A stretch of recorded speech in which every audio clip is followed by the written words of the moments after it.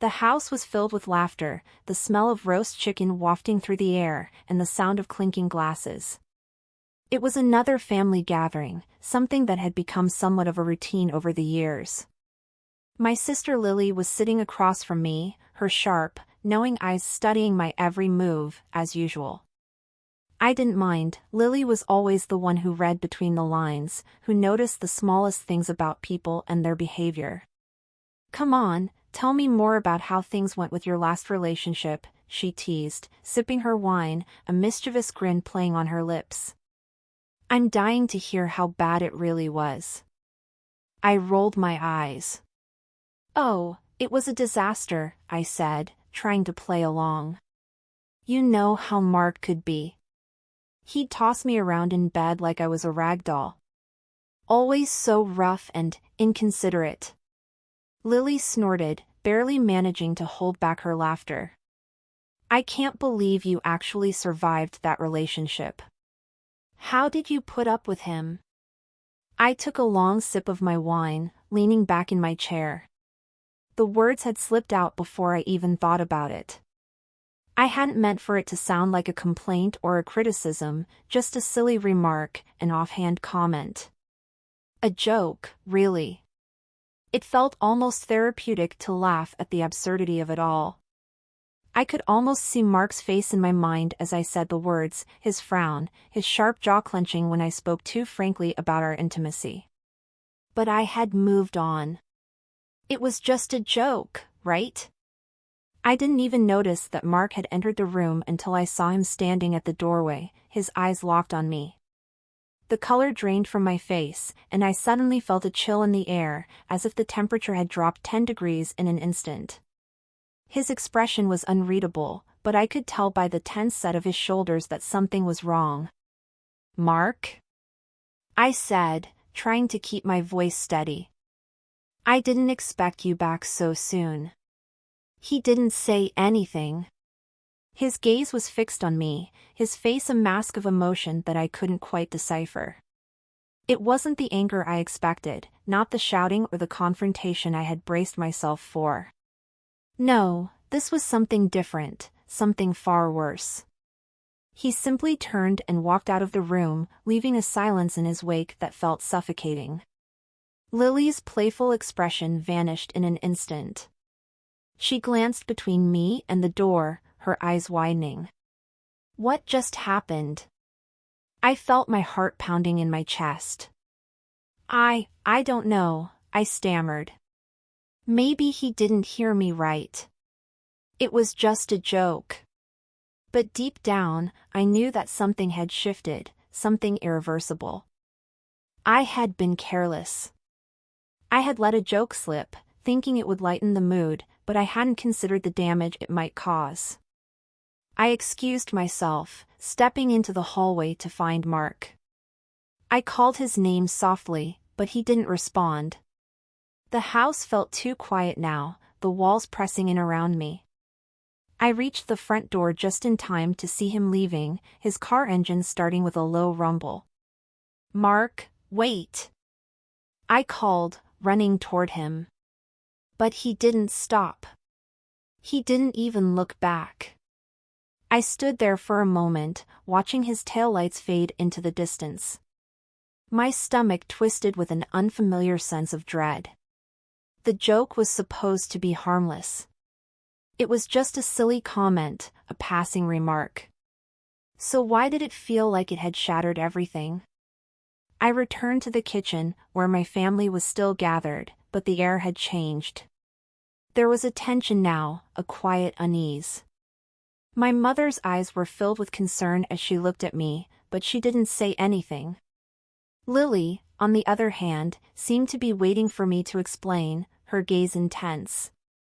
"You should call him," Lily said, her tone softer now, more serious. "He's probably just upset." "You didn't mean it like that, right?" I didn't answer right away. I felt like I was suffocating under the weight of her words. Of course, I hadn't meant it like that. It was just a joke, a comment that shouldn't have mattered. But I could see it in Mark's face, the way his eyes had hardened when he heard me. I had no idea how much it had affected him, how deep the wound had gone. What if this was the end? What if the small, careless words I had spoken were the final straw? I excused myself from the table, my mind racing. I couldn't stop thinking about Mark, about his reaction. What had been so bad about the joke? Why was he so hurt?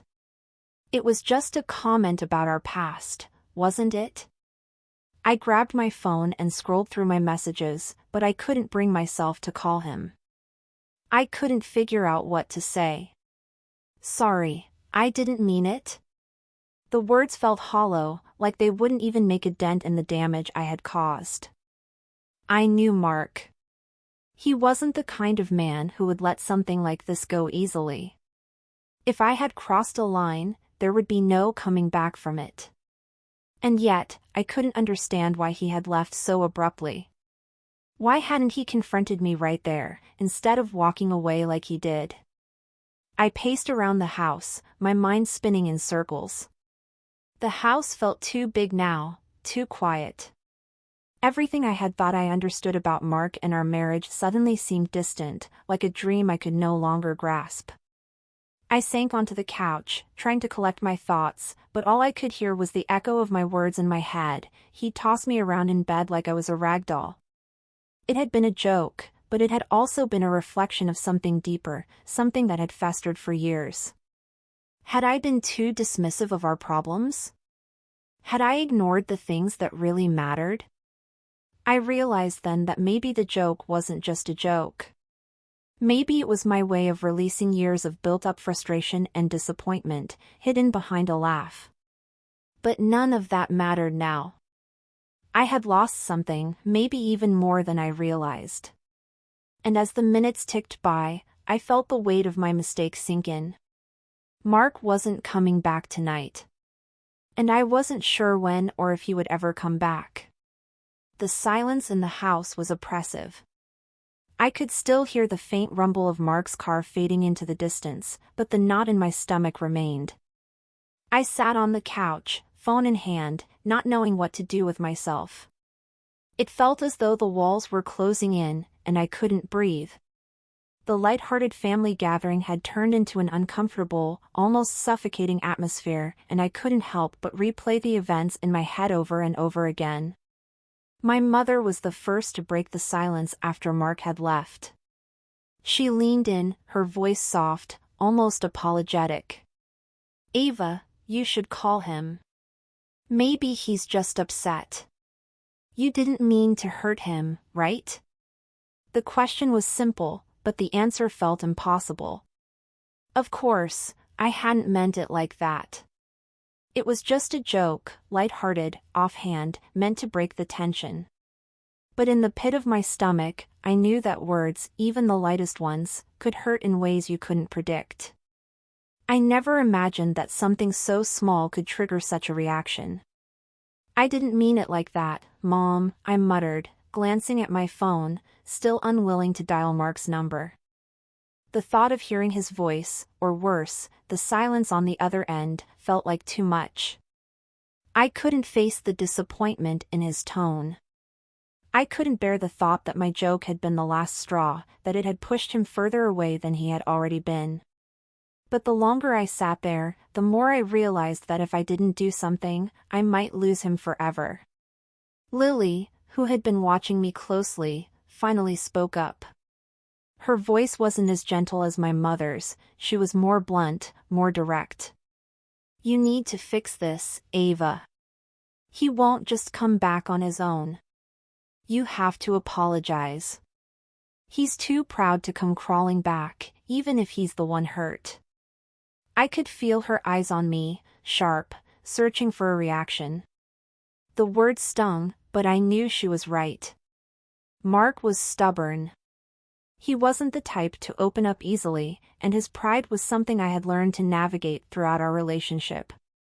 But now, I was unsure of what was left to save. He had already walked out once, and the thought of him leaving for good terrified me. I sighed deeply, running my fingers through my hair. The familiar tension was back between me and Lily, the same tension that had always been there, her belief that I was too passive, too unwilling to fight for what I wanted. But this time, there was no fight left in me.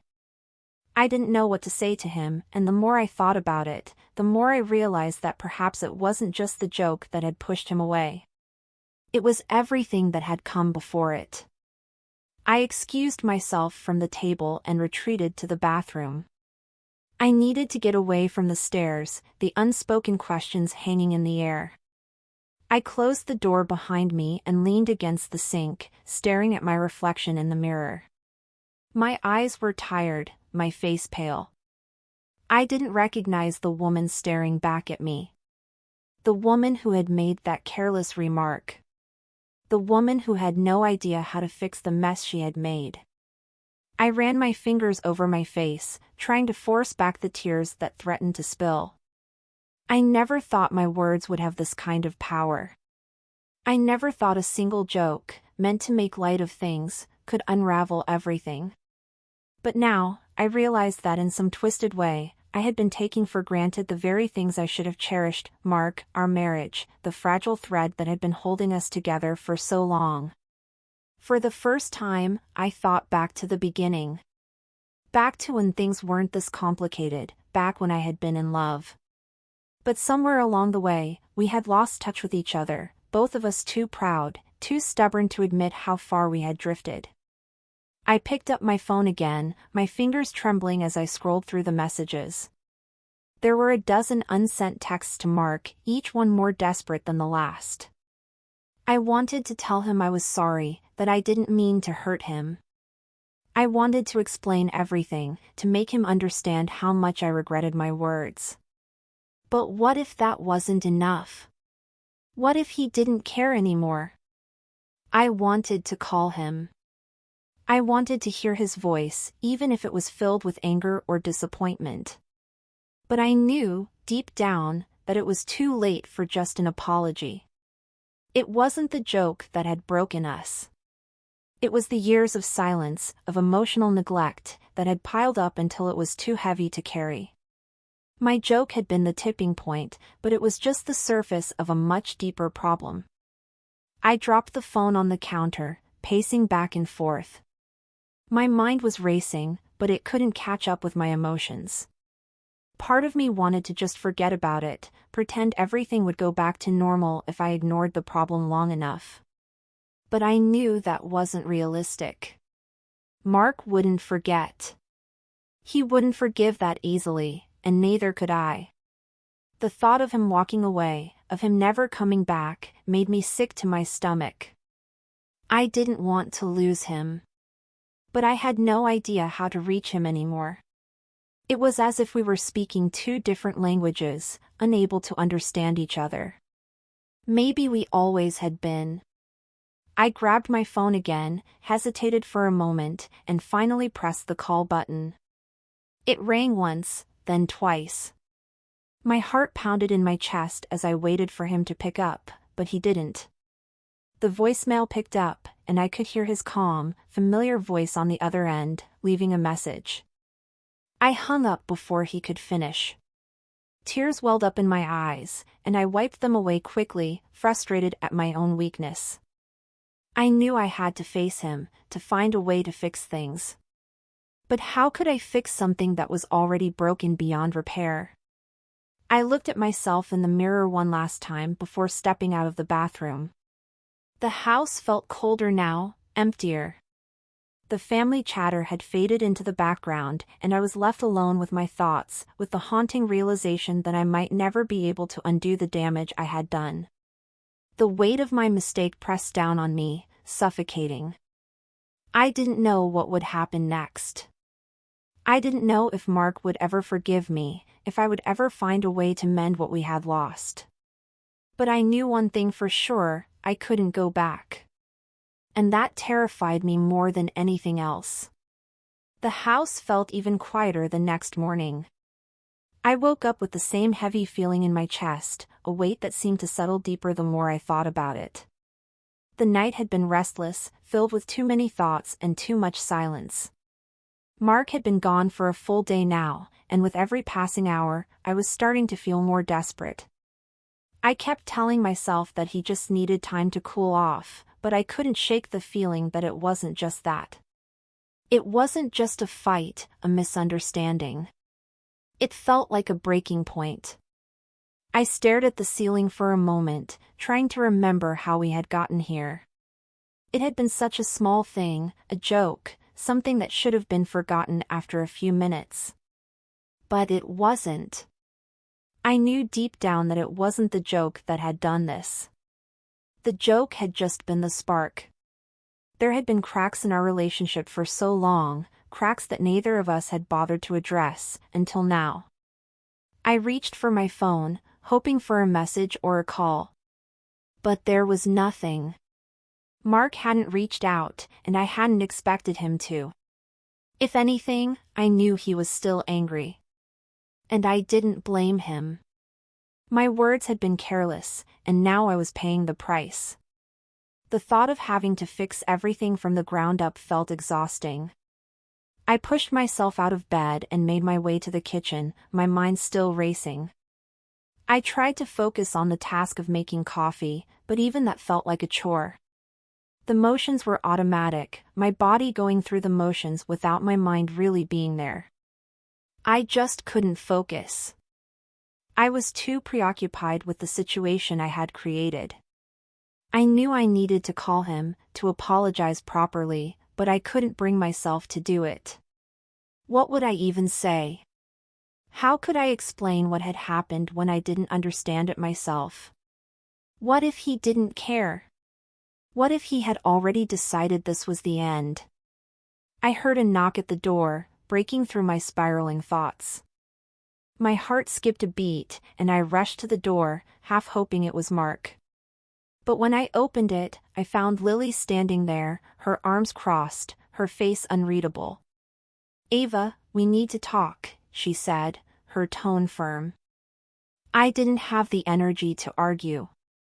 I stepped aside to let her in, and she walked past me without saying anything more.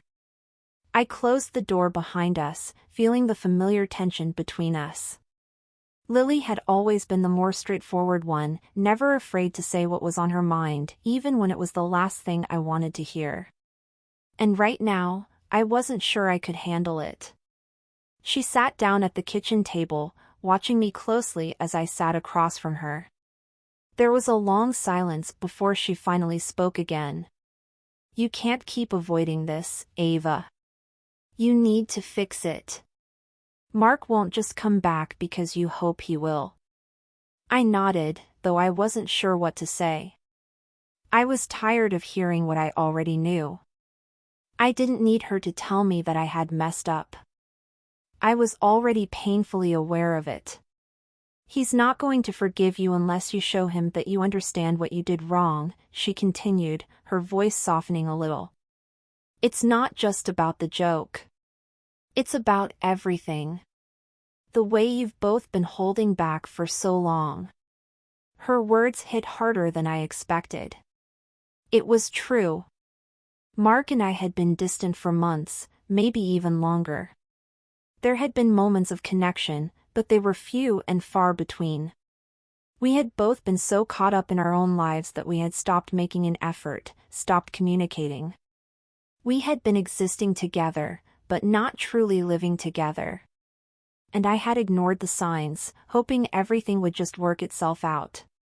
But it hadn't. "I don't know what to do, Lily," I whispered, my voice barely audible. "I don't know how to fix this. I don't even know if he wants to fix it."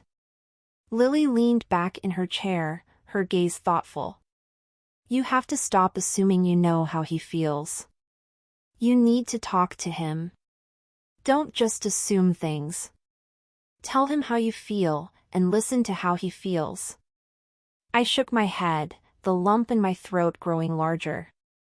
"I'm afraid that if I do that, it'll be too late. That he'll already be gone, that I've lost him." Lily's expression softened for a moment, and she sighed, reaching across the table to place her hand on mine. "I know it's hard, but you can't let fear stop you. If you want to fix things, you have to take the first step. You can't wait for him to come to you. I knew she was right. I had to do something, anything, to try and make things right. But even as the words left her mouth, I felt the weight of the situation pressing down on me. What if I couldn't make things right? What if everything I did only made it worse? I stood up abruptly, pacing the room. What if he doesn't want to hear it? What if he's already made up his mind? I stopped, turning to face Lily. What if I'm not enough anymore? Lily didn't respond immediately. Instead, she stood up and walked over to me, her expression calm but serious. You'll never know unless you try. You can't keep running away from this. You can't keep pretending like it'll fix itself. Her words stung, but they were the truth. I had been running from the problem for so long, hoping that if I ignored it, it would go away. But now, I realized that wasn't how things worked. I couldn't keep waiting for Mark to make the first move. I had to face my mistakes, and I had to do it now. I glanced at the phone on the counter, my fingers itching to reach for it, to call him. But I hesitated. The fear of rejection, of hearing his voice full of anger or sadness, made my stomach turn. But I couldn't let that stop me. Not anymore. I'll call him, I said, finally finding my voice. But I don't know what to say. Lily nodded. You'll figure it out. Just be honest with him. That's all you can do. I took a deep breath and grabbed my phone, the familiar weight of it in my hand suddenly feeling heavier than ever. I dialed his number, my heart racing in my chest. The phone rang once, twice, and then I heard his voice on the other end, so much colder than I remembered. Hello? I swallowed hard, trying to steady my voice. Mark. It's me. We need to talk. There was a long pause on the other end, and for a moment, I thought he might hang up. But then, his voice, quieter now, responded. What is it, Ava? I took another breath, trying to steady myself. I'm sorry. I didn't mean to hurt you. I've been an idiot, and I know I messed up. But I want to fix this. Please, just talk to me. There was another long silence, and I waited, my chest tight with anticipation. I didn't know if he would forgive me, or if this was just the beginning of the end. But I knew one thing for sure, this was my last chance. And I wasn't going to waste it. The silence that followed my words felt suffocating. I waited, my breath shallow, heart pounding in my chest. I could hear Mark's breathing on the other end of the line, steady but distant. I had no idea what he was thinking. What did he feel? Was he angry? Was he hurt? Or worse, had he already made up his mind that this was the end? I had no answers. Ava, his voice finally broke through the stillness. It was quieter than I remembered, tinged with an emotion I couldn't quite place. I don't know what you want me to say. I felt my stomach tighten at his words. I had no idea what I wanted him to say either. I had no script, no perfect lines. All I knew was that I couldn't let things end like this, not after everything we had been through, not after everything we had built together. I want us to fix this, Mark, I said, my voice trembling. I know I messed up, I said something stupid. But I need you to know that it wasn't about you. It wasn't about disrespecting you. I was just trying to make a joke. And I didn't think. I'm sorry. I'm so sorry. There was a long pause before he spoke again. His voice had a sharp edge to it now, more controlled than before. I don't know, Ava. It's not just the joke. It's everything that's been happening between us. The distance. The silence. You've been shutting me out, and I've been trying to hold things together on my own. His words hit me like a punch to the gut. The distance. The silence. He was right. We had both been so caught up in our own worlds, so focused on everything outside of us, that we had stopped seeing each other. I had stopped seeing him. I know, I whispered. I know I've been distant. And I've been trying to avoid it, trying to pretend that things were fine. But they weren't. I wasn't being fair to you. I'm sorry. I've been selfish. Another long pause. I could hear his breath, but I couldn't tell if it was in frustration or something else. Ava, I don't know if we can just go back to how things were. I don't know if it's that simple. I swallowed hard. It wasn't simple. I knew that. I could feel the reality of it sinking in. We couldn't just erase the months of distance, the years of quiet resentment that had built up. We couldn't pretend none of it had happened. I don't expect things to be the same, I said softly.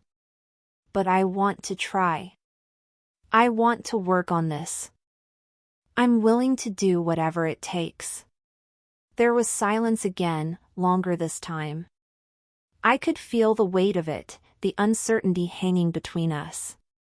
The fear that maybe it was too late, that maybe he had already given up on us. Mark? I asked, my voice breaking. I'm here, he replied, and I could hear the vulnerability in his tone. It made me want to reach out to him, to close the distance that had grown so wide between us. But I couldn't. Not yet. Not until he was ready. I've been thinking a lot about everything you said, he continued. About the way things have been. And you're right. We've both been avoiding the real issues. But it's not just about me being hurt. It's about us, about what we've become, about who we are together. And right now, I don't know if we still have that. My chest tightened at his words. The doubt, the uncertainty in his voice. It was like a knife in my heart. I didn't want to hear it, but I needed to. I needed to hear him, even if it was painful. I don't know either, I said, my voice barely above a whisper. But I'm willing to find out. If you are. Another long pause. I could hear his breath again, deeper this time. It felt like time was stretching out, dragging us both through this painful moment. And then, finally, he spoke. I don't know what's going to happen, Ava, he said, his voice quieter now, almost tender. But I'm willing to try too. I let out a breath I hadn't realized I was holding. I felt a small flicker of hope, something I hadn't felt in what seemed like forever. Maybe this wasn't the end. Maybe this was just the beginning of something new. I don't want to lose you, Mark, I said, the words coming from a place deep inside me. I don't want us to be over. I don't want to lose you either, he replied. But we need to fix things. We can't just pretend everything is fine when it's not. I know, I said, feeling the weight of the truth in my own words. We'll fix it. Together. We both fell silent again, but this time, it wasn't the same heavy silence that had filled the room earlier. It was a quieter kind of silence, a space where we both knew that things were far from perfect, but there was still something worth fighting for. Something worth holding on to. The conversation didn't end there. It continued, slowly, carefully, as we started to unpack everything that had built up over time. We talked about the things we had been avoiding, the ways we had hurt each other without meaning to. We talked about the love we had shared, and the ways we had let it slip away. And as we talked, I felt something shift, something small, but significant. By the time we hung up, I felt exhausted, but also relieved. We hadn't solved everything. We hadn't fixed it all in one conversation. But we had started. And that was enough for now. The next few days were difficult. Mark stayed at a friend's place for a while, giving us both space to think and reflect. I spent my time doing the same, thinking, processing, trying to understand the ways I had failed, the things I had taken for granted. But we kept in touch, one conversation at a time. Slowly, things started to improve. The distance between us wasn't gone, but it was shrinking. The silence wasn't as oppressive. And the more we talked, the more I realized that what I feared wasn't the end. What I feared was losing the ability to try. To fight for us. By the time Mark came home, things were different. They weren't perfect, but they were real. And that was enough. We didn't have all the answers. But we had each other. And that, I realized, was all we needed to begin again.